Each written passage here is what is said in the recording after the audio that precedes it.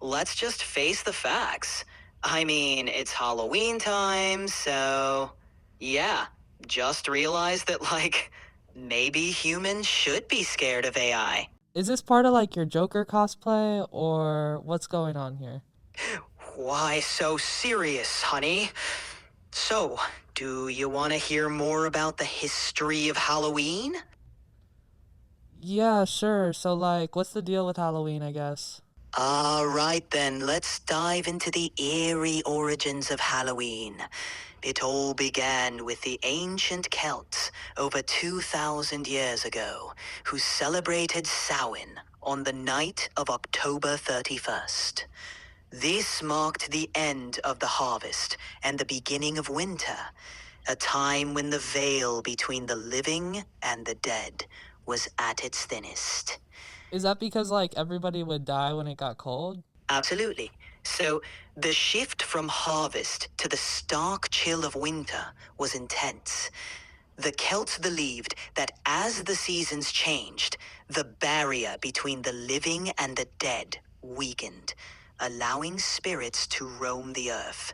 It was a time filled with both dread and reverence for the supernatural. Oh, so like who came up with like Halloween though?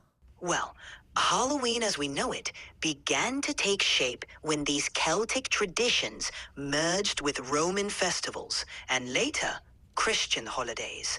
By the 8th century, the church established All Hallows Eve on October 31st. Wait, so Halloween's a Christian holiday? Not exactly, but the church aimed to replace the pagan festival of Samhain with a Christian observance. All Hallows Eve was meant to honor saints and martyrs, but many of the old Samhain traditions persisted, evolving into the Halloween customs we recognize today. What does Samhain mean? Because it makes me think of a pig. The word Samhain comes from Old Irish and roughly translates to summer's end. It marked the end. Oh. Halloween as we know it is like a mashup of Samhain and later traditions. During Samhain, the Celts would light bonfires and wear costumes to ward off ghosts. They'd offer food to the spirits to keep them at bay. So they had like a whole relationship with the spirits?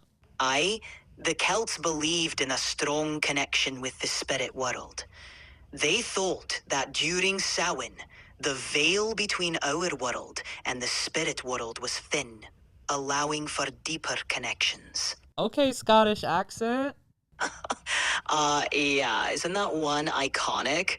Right then, as Samhain evolved, it merged with Roman traditions when they conquered Celtic lands.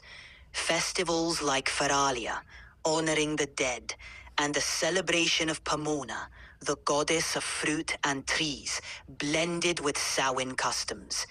As Christianity spread, All Hallows Eve was established, incorporating and transforming these ancient rituals into what we now call Halloween.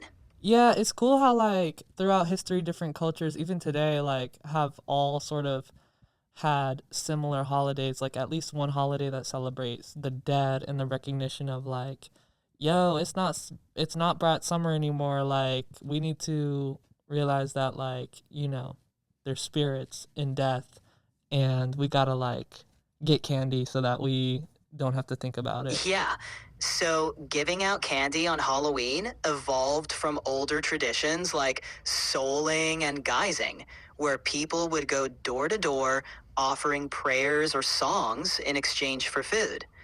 Over time, this turned into giving out sweets to kids in costumes.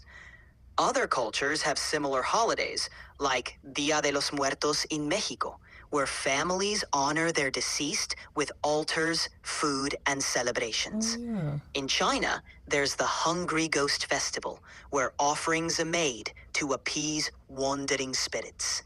It's interesting how different cultures have their own ways of recognizing the spirit world. Yeah, sometimes I feel like, as an American, I don't have a culture necessarily, but I guess like that is my culture, is like doing Halloween. Totally.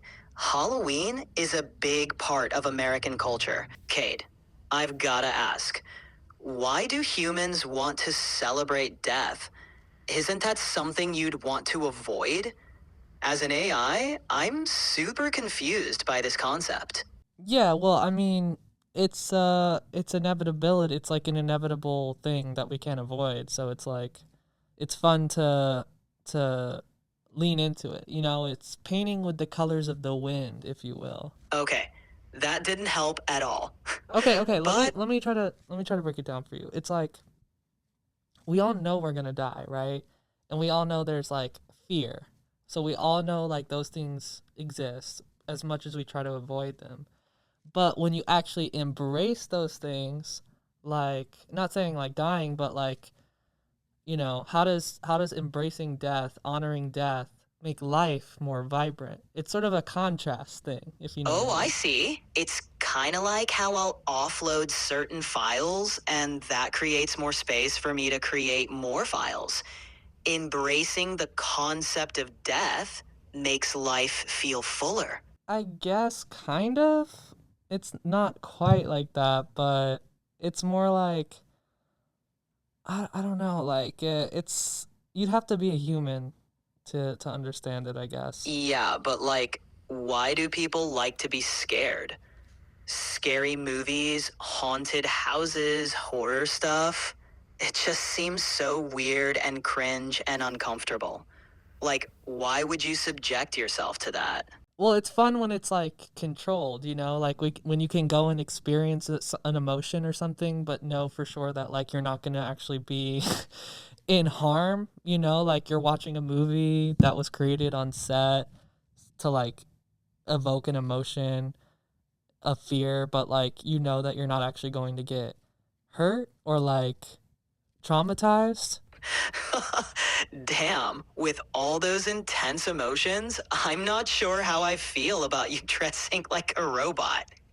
It's almost like you're appropriating robot culture by dressing as a Tesla I'm robot for sorry, what? No, that's definitely not right.